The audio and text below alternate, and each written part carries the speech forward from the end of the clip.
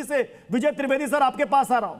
तो क्या ये सब कुछ जेनजी के वोट बैंक के लिए किया जा रहा है, चाहे वो झारखंड में चल रहा हो या फिर दिल्ली में चल रहा हो या राजस्थान में चल रहा हो या यूपी में चल रहा हो? क्या है ये विजय सर? प्रत्युष जी बिल्कुल ठीक बात है। ये तो मतलब जाहिर है, ये तो सवाल भी नहीं बचा कि जेनजी के वोट बैंक के लिए चल रहा है। लेकिन वोट बैंक के लिए भी चल रहा हो तो सवाल ये है कि क्या वो जायज़ है कि नहीं है जायज़, पहली बात। दूसरी बात, जैसे राजीव रंजन जी का सवाल बहुत वाजिब है। जैसे राजीव रंजन जी जंतर मंतर भी गए थे और झारखंड भी गए थे, तो वो राहुल जी से भी पूछ सकते हैं।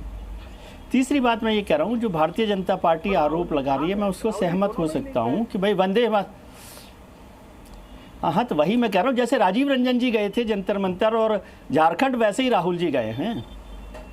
ठीक है, राजीव जी जवाब देना चाहिए। मैं दूसरी बात कह रहा हूँ कि राजीव जी जवाब देना चाहिएगा इनके सवाल। एक मिनट पहले मैं बात, इनके सवाल के दो मायने। एक मिनट जी, एक मिनट प्रत्युष, एक मिनट मैं बात कर लूँ कि बीजेपी जो वंदे मातरम का आरोप लगा रही है कि वंदे मातरम के उस मसले पर कांग्रेस वो कर रही है, धरना कर रही है उसको डाइवर्ट करने के लिए, मैं इसको 100% सही मान लेता हूँ आरोप को।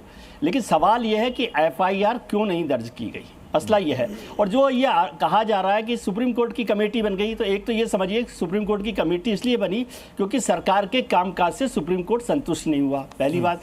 और दूसरी बात, एफआईआर और तहरीर की बात तो 14 अगस्त से कर रहे हैं साहिल, तो उससे आज तक क्यों नहीं? और आज भी सुप्रीम कोर्ट में जाने से भी क्या हुआ? सुप्रीम कोर्ट की कमेटी के पास आप कैसे जाओगे? वो कहेंगे कि आपने तो एफआईआर भी दर्ज नहीं किया, आप किस मामले पे मेरे से शिकायत करने आए हो? तो सवाल यह है कि एफआईआर क्यों नहीं दर्ज की गई, ये बड़ा सवाल है। वंदे मातरम पर वो डाइवर्ट कर रहे हो, मैं मान लेता हूँ, पॉलिटिक्स कर रहे हो, जेएनजी की पॉलिटिक्स कर रहे हो, लेकिन बीजेपी के पास सरकार और पुलिस के पास, बीजेपी का भी मसला नहीं है ना, ये तो पुलिस का सवाल है कि पुलिस ने एफआईआर दर्ज क्यों नहीं की। ठीक है राजीव जी। प्रत्युष जी इसमें एक बहुत इंपॉर्टेंट बात हम छोड़ रहे हैं और मुझे 10 सेकंड दे दीजिए। बस एक इंपॉर्टेंट बात हम इसमें छोड़ रहे हैं कि सुप्रीम कोर्ट देखिए, नहीं, एक सेकंड पहले विजय त्रिवेदी जी को रिस्पॉन्ड करने दीजिए। पहले नहीं, पहले मुझे विजय त्रिवेदी जी को राजीव सर रिस्पॉन्ड कर लीजिए, रिस्पॉन्ड कर लीजिए। उसके बाद एक बड़ी खबर आ रही है, मुझे वो भी दर्शकों तक पहुंचानी है, जल्दी से।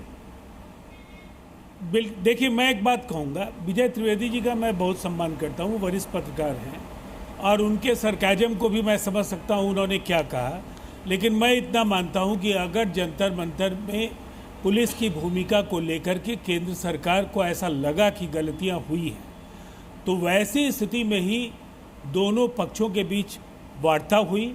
वार्ता के बाद जो परिणाम है वो देश के सामने है, वो आंदोलन समाप्त हुआ। जहाँ तक एफआईआर का सवाल है, तो मैं इतनी बात जरूर कहना चाहूँगा कि आज भी डीसीपी न्यू दिल्ली ने ये कहा कि ये पहले से ही ये शिकायत उनके जांच के दायरे में है, जो क्राइम ब्रांच इस पूरे प्रकरण की जांच कर रही है और उसके बाद अब शिकायत दर्ज भी कर दी गई है।